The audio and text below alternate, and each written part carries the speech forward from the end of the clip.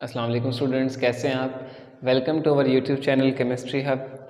आज हमारा lecture number 6 है, क्लास 9th इलेक्ट्रॉनिक कन्फिग्रेशन के ऊपर बात करेंगे। इंतहाई इंपॉर्टेंट टॉपिक है, कॉन्सेप्चुअल है और बहुत आसान टॉपिक है। और बच्चों को अक्सर औक़ात जो है ये बेसिक चीज़ों का पता नहीं होता कि किस एटम के अंदर कितने इलेक्ट्रॉन्स हैं और वो इलेक्ट्रॉन्स किस तरीके से जो है वो कितने शेल्स होते हैं, सब शेल्स क्या होते हैं और वो एक शेल के अंदर कितने इलेक्ट्रॉन्स अकोमोडेट हो सकते हैं, ये सब चीज़ें नहीं पता होती।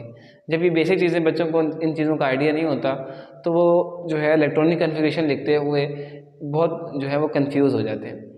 तो इंशाल्लाह जो है इस वीडियो के बाद आपको हर चीज़ क्लियर हो जाएगी कि शेल क्या है, सब शेल क्या है, किस तरीके से जो है वो शेल्स अरेंज होते हैं, सब शेल्स के अंदर कितने इलेक्ट्रॉन्स हैं, शेल्स में कितने इलेक्ट्रॉन्स आते हैं।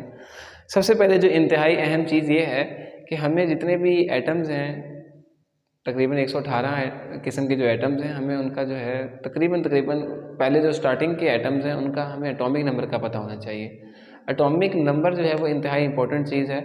इसका जो है इलेक्ट्रॉनिक कन्फिग्रेशन के साथ सीधा ताल्लुक़ है कि किसी भी इलेक्ट्रॉनिक कन्फिग्रेशन जब आप लिखते हैं एटम्स की, तो उसके लिए एटॉमिक नंबर का पता होना ज़रूरी है।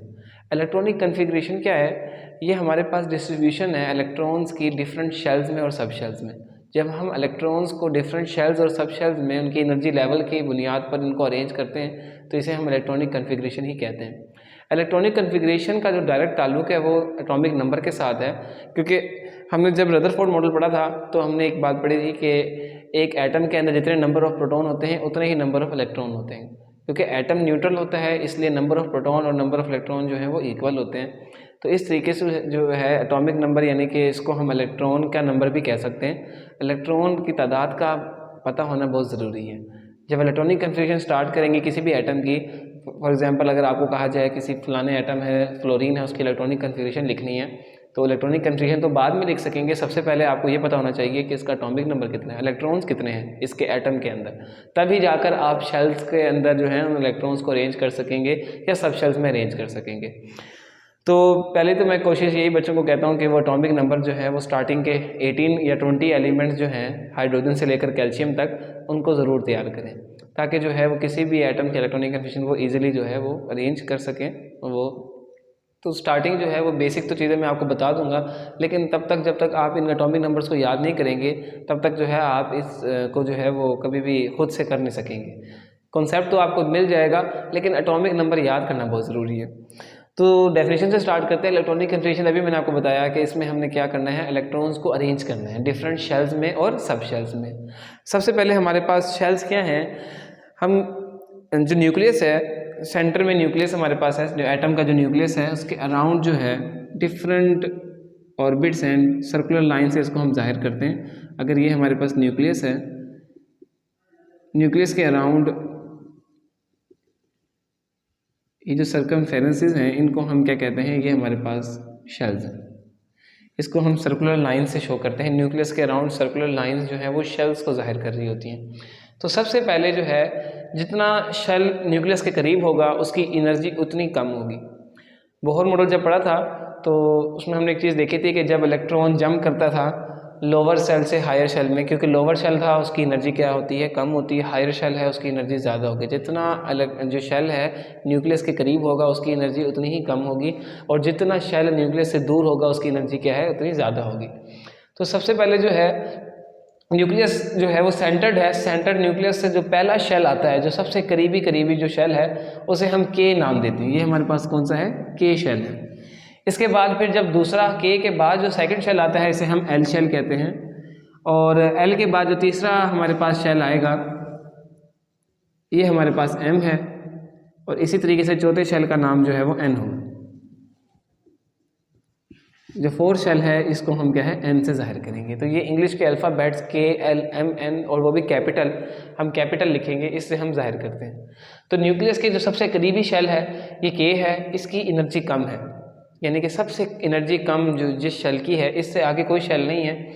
अब इस शेल के अंदर ही इलेक्ट्रॉन्स होते हैं। इलेक्ट्रॉन जिस एरिया में रिवॉल्व करते हैं, हकीकत में ये लाइंस नहीं होती हैं। जिस सबसे करीब जो इलेक्ट्रॉन रिवॉल्व कर रहा होता है वो कौन से शेल में होता है, के शेल के अंदर होता है। उसके बाद फिर हमारे पास आ जाएगा एल शेल।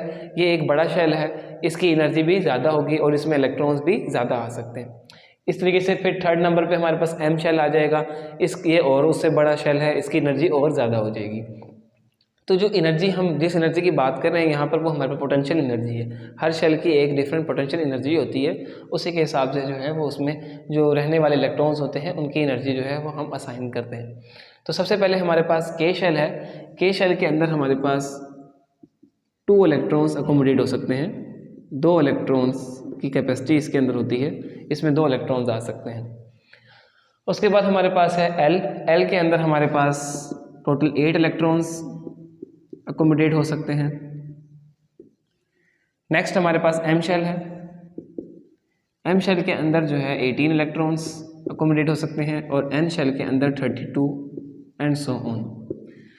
ये अब हमें कैसे याद करना पड़ेगा कि किस में कितने इलेक्ट्रॉन्स हैं, 2, 8, इस तरह भी आप याद कर सकते हैं, 2, 8, 18, 32।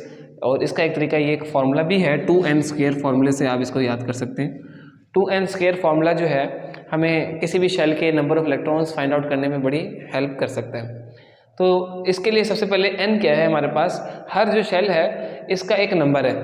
जिस तरह हमारे पास जो पहला शेल है इसका ज़ाहिर है पहला शेल है, इसका नंबर क्या होगा, n की वैल्यू यहाँ पर 1 होगी।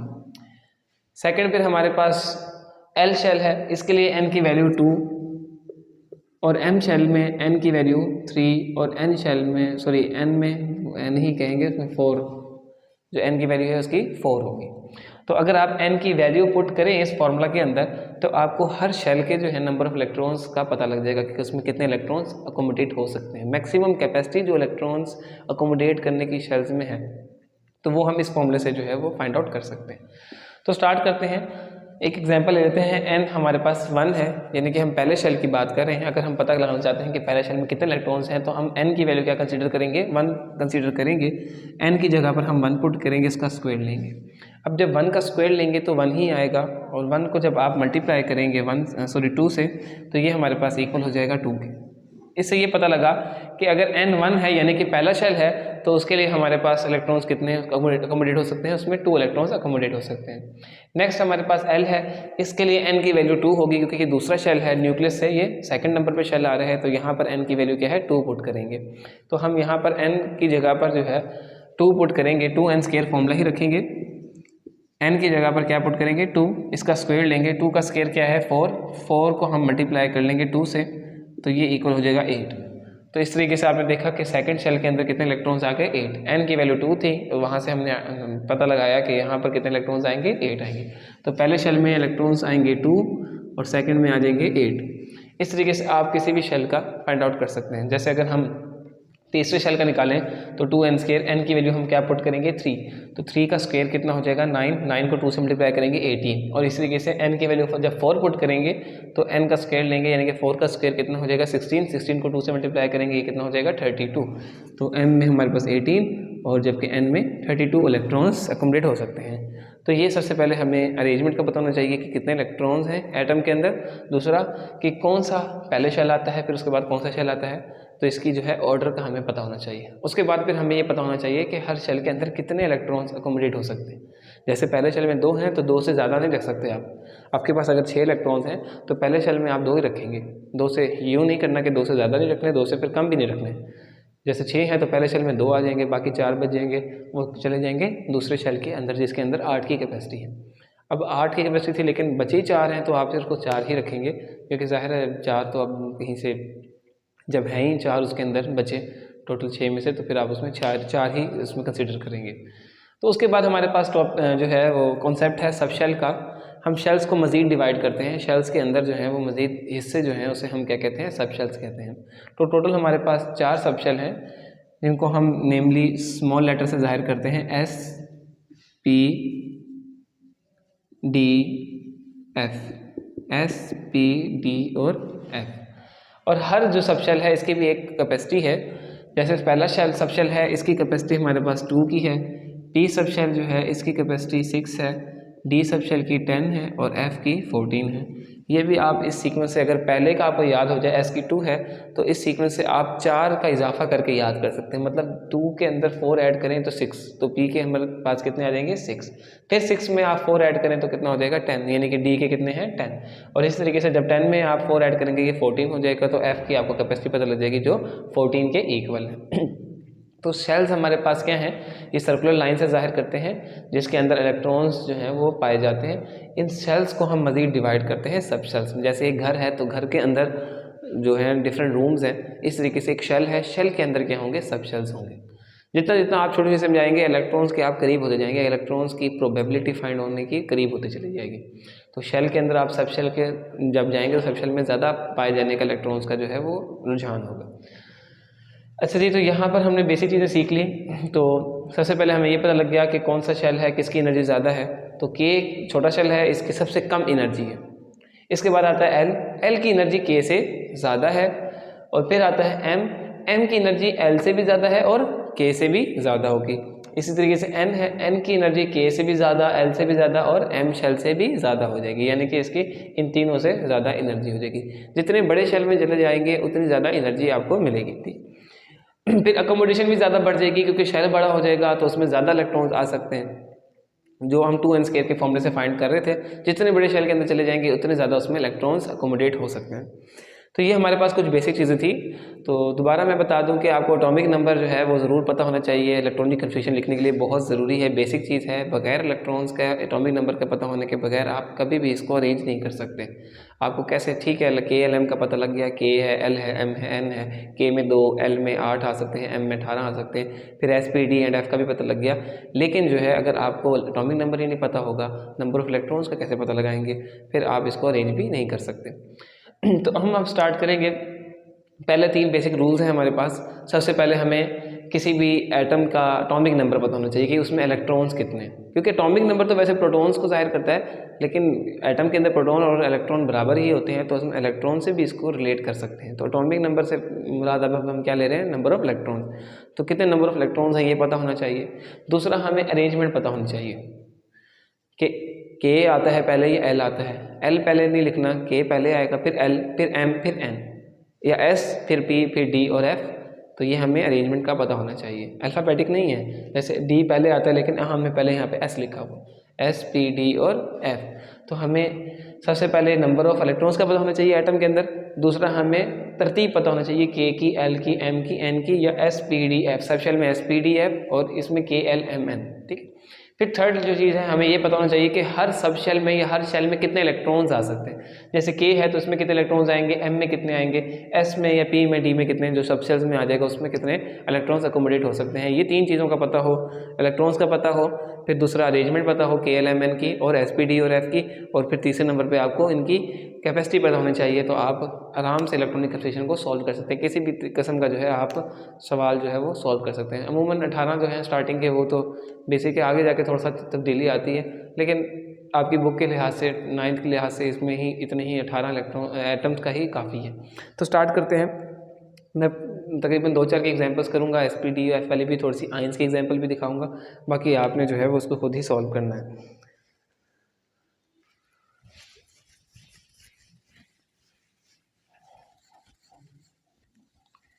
बस कैपेसिटी आपने याद रखनी है हर शेल की और हर सब शेल की। उस फॉर्मूले से भी, अगर आप फॉर्मूला याद कर लें तो फॉर्मूले से भी आप फाइंड आउट कर सकते हैं। जितनी ज़्यादा प्रैक्टिस करेंगे उतना ज़्यादा आपको यही चीज़ें याद हो जाएंगी। तो सबसे पहले हम आज जो एग्जांपल ले रहे हैं, सबसे पहले ये सिंपली हाइड्रोजन की एग्जांपल है। हाइड्रोजन का एटॉमिक नंबर हमारे पास है 1, यानी कि इसमें इलेक्ट्रॉन्स भी कितने हैं, 1 है। तो सिंपल है। सबसे पहला शेल कौन सा था, के। अब है ही 1 इलेक्ट्रॉन, 2 की कैपेसिटी है तो इसमें 1 इलेक्ट्रॉन आ जाएगा। तो हाइड्रोजन के पहले शेल में कितने इलेक्ट्रॉन आ जाएंगे, 1। ये तो आ गई शेल वाली, ये शेल वाइज है। यहाँ पे मेंशन कर देता हूँ कि हमने इसको शेल वाइज किया, ठीक है। उसके बाद आ जाएगी सब शेल वाइज। सब शेल हमारे पास, सबसे पहले हमारे पास सब शेल कौन सा है, एस है। तो 1s, यानी कि 1 जाहिर करेगा कि कौन से शेल का है। तो 1s कितने आते हैं, 2 आते हैं। इसके ऊपर सुपरस्क्रिप्ट में लिखेंगे, लेकिन हमारे पास है कितने इलेक्ट्रॉन, 1 ही इलेक्ट्रॉन है, तो ये 1s1 कंसीडर किया जाएगा। तो दोबारा देख लें, पहला शेल के है, के में 1 ही इलेक्ट्रॉन है तो 1 ही आ जाएगा। दूसरा फिर आपके पास सबशेल जब अरेंज करेंगे तो पहले हमारे पास आएगा 1s, क्योंकि SPDF जो है वो बार बार रिपीट होंगे, तो हम साथ मेंशन करेंगे पहला 1, यानी कि ये जाहिर करेगा कौन सा शेल है। तो ये 1 जो है ये जाहिर कर रहा है K शेल को, पहले शेल को, क्योंकि इसका नंबर 1 है। तो कितने इलेक्ट्रॉन्स S है पहले में, क्योंकि इसमें टोटल होते ही 2 इलेक्ट्रॉन्स हैं, तो K शेल के अंदर हमारे पास जो है वो सबशेल की तादाद एक ही होती है, एक ही S होता है बस।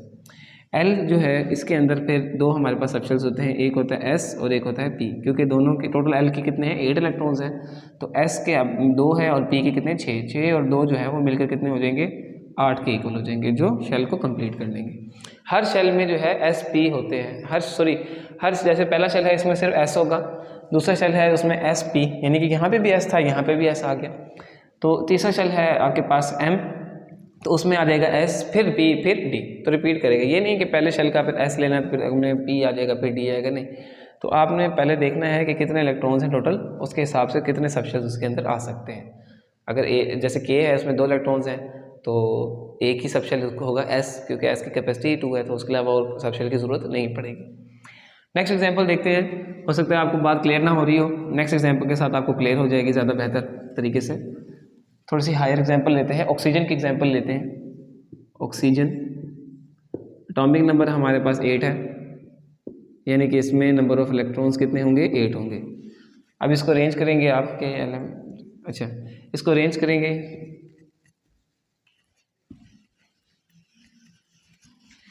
टोटल हमारे पास 8 इलेक्ट्रॉन्स हैं। अरेंज करें, पहला शेल कौन सा है K में कितने आ जाएंगे 2, पीछे हमारे पास कितने इलेक्ट्रॉन्स आ जाएंगे 6, L में कितने आते हैं 8, लेकिन 6 बचे हैं तो हम यहाँ पर 6 ही कंसीडर करेंगे, तो टोटल हो गए 6 + 2 8। अब आ जाए हमारे पास सबशेल, सबसे पहले हमारे पास K है, तो इसका हमारे पास होता है 1s, तो इलेक्ट्रॉन्स कितने आएंगे 2 ही आएंगे क्योंकि 2 हैं। उसके बाद फिर हमारे पास आ जाएगा L का भी एक S होगा एक P होगा, तो लेकिन दूसरा शेल है नंबर 2 है, ये नंबर 1 है, तो यहाँ पर हम 2 लिखेंगे 2s, और फिर कौन सा आएगा 2p। अब S में कितने आते हैं 2 ही आते हैं, टोटल 6 हैं, तो पहले सबशेल में आ जाएंगे S में 2, फिर कितने रह जाएंगे 4। अब P में आते हैं 6, लेकिन बचे कितने हैं 4, तो यहाँ पर हम 4 कंसिडर करेंगे। तो इस तरीके से आपके पास ये सबशेल्स की अरेंजमेंट हो जाएगी। ये 1 जाहिर कर रहा है K शेल को, ये 2 जाहिर कर रहा है L शेल को, क्योंकि S और P इसके 2 के हैं, ये SP 2 शेल के ये सबशेल्स हैं, और ये किसका है, ये शेल नंबर 1 का K का जो है ये सबशेल है। तो इस तरीके से आप इसको जाहिर करेंगे। नेक्स्ट एग्जांपल लेते हैं सिंपल एटम्स की, फिर उसके बाद आइंस के केस में चले जाएंगे। एक आइंस की एग्जांपल लेंगे और इस टॉपिक को यहीं पे हम कंप्लीट करेंगे। तो नेक्स्ट है हमारे पास क्लोरीन, टोटल एटॉमिक नंबर इसका है 17। अब 17 को अरेंज करेंगे, पहले हमारे पास शेल K है, फिर L आता है और फिर M आता है। इसको आप अरेंज करें, K के अंदर कितने आएंगे 2, 17 में से 2 निकल जाएंगे, कितने रह जाएंगे 15, L में 8 आ सकते हैं, और पीछे कितने रह जाएंगे 15 में से आप 8 डिडक्ट करें, नीचे रह जाएंगे 7, तो M में कितने आ जाएंगे 7। तो इस तरीके से आपने अरेंजमेंट करते चले जाना। इसमें 9 नहीं कर सकते क्योंकि L की कैपेसिटी ही 8 की है। अब जो K है, पहले आएगा 1s, अब कितने हैं 2 इलेक्ट्रॉन है, S में 2 ही आ सकते हैं। उसके बाद आएगा L का पहले आएगा S, 2s कहेंगे, और इसका एक 2p होगा। S में कितने आ सकते हैं 2 आ सकते हैं, पीछे कितने रह जाएंगे यहाँ पर 6, तो P में भी 6 आ सकते हैं, ये भी कंप्लीट होगी। अब M में आ जाएंगे, M में दोबारा से S आएगा, लेकिन ये तीसरा शेल है तो इसके साथ 3s लगाएंगे, फिर आएगा 3p। तो S के अंदर कितने होंगे, तो टोटल 7 में से आप 2 यहाँ पर लगाएं, पीछे रह जाएंगे 5, P में आते हैं 6, तो यहाँ 5 ही बचे हैं, तो आपको D की ज़रूरत नहीं पड़ेगी। M के अंदर D भी होता है, लेकिन यहाँ पर ज़रूरत नहीं पड़ी। तो ये तरीका है, इस तरह आप अरेंजमेंट्स टोटल 18 एलिमेंट्स की जो है वो अरेंजमेंट खुद प्रैक्टिस कर सकते हैं। एक केस है आपके पास आयन का, क्लोरीन का केस है, क्लोरीन आयन का केस है Cl नेगेटिव। कहते हैं इसकी इलेक्ट्रॉनिक कन्फिगरेशन लिखें। सबसे पहले देखें क्लोरीन का एटॉमिक नंबर कितना होता है, सॉरी इलेक्ट्रॉन्स हमारे पास जो एटॉमिक नंबर से निकाल लेंगे क्लोरीन के एटम, क्योंकि यहाँ पर अब एटॉमिक नंबर वाली एग्जांपल लेंगे क्योंकि आयन बन गया, इसने एक इलेक्ट्रॉन गेन कर लिया। अब एटॉमिक नंबर जो है वो इक्वल इलेक्ट्रॉन के नहीं लेंगे, क्योंकि एटम जब न्यूट्रल था तो इलेक्ट्रॉन और प्रोटॉन बराबर थे। अब यहाँ पर ये आयन है, आयन कैसे बनता है इलेक्ट्रॉन गेन करने से या लूज़ करने से, मतलब इलेक्ट्रॉन कम या ज़्यादा होंगे, एटॉमिक नंबर के बराबर नहीं होंगे। एटॉमिक नंबर इसका यानी कि 17 था, इसमें इलेक्ट्रॉन्स कितने थे 17, लेकिन माइनस का ये बता रहा है कि -1 का मतलब ये है कि इसने एक इलेक्ट्रॉन गेन कर लिया है। टोटल इसके इलेक्ट्रॉन अब कितने हो गए हैं 18। तो आपने अब 17 क्या नहीं कंसिडर करना, हमने 18 को कंसिडर करना है। तो देखेंगे पहले K, फिर L और M। टोटल 18 है, पहले सेल में 2, दूसरे एल के अंदर कितने आ जाएंगे आपके पास 8, 10 हो गए, पीछे कितने रह गए 8, तो इसमें 8 आ जाएंगे। तो इस तरीके से आप इसको पूरा करेंगे। SPDF में देखें, सबसे पहले 1s 2 ही हैं तो 2, फिर दूसरे शेल के 2s और 2p को कंसिडर करें, कितने हैं 8 टोटल, तो इसमें 2 और इसमें 6, टोटल 8 हो गए। अब m है, m का फिर आप s लिखना पड़ेगा और p लिखना पड़ेगा, तो साथ 3 लगाएंगे क्योंकि तीसरा शेल है तो साथ तीसरा के साथ 3 लगाना पड़ेगा। तो ये जो नीचे 1 ये 2 जो है वो शेल्स को ज़ाहिर कर रहा है। फिर s में 2 आते हैं, यहाँ से काउंट भी करते रहना कि कितने कम रह गए। अब 2 यहाँ चले जाएंगे, पीछे रह जाएंगे 6, तो p के अंदर कितने आ जाएंगे 6 इलेक्ट्रॉन्स आ जाएंगे। तो इस तरीके से आप आयंस की और एटम्स की किसी भी एलिमेंट के इलेक्ट्रॉनिक कनेक्शन को बड़ी आसानी से लिख सकते हैं। होप सो आपको ये लेक्चर समझ में आया होगा। नेक्स्ट लेक्चर के लिए जो है वो रेडी रहें, क्योंकि अब थोड़े से टॉपिक जो हैं वो डिफ़िकल्ट हो जाएंगे आगे, जिस तरह आप बढ़ते चले जाएंगे बेसिक चीज़ें जो हैं वो कवर हो गई हैं। तो तब तक के लिए अल्लाह हाफिज़।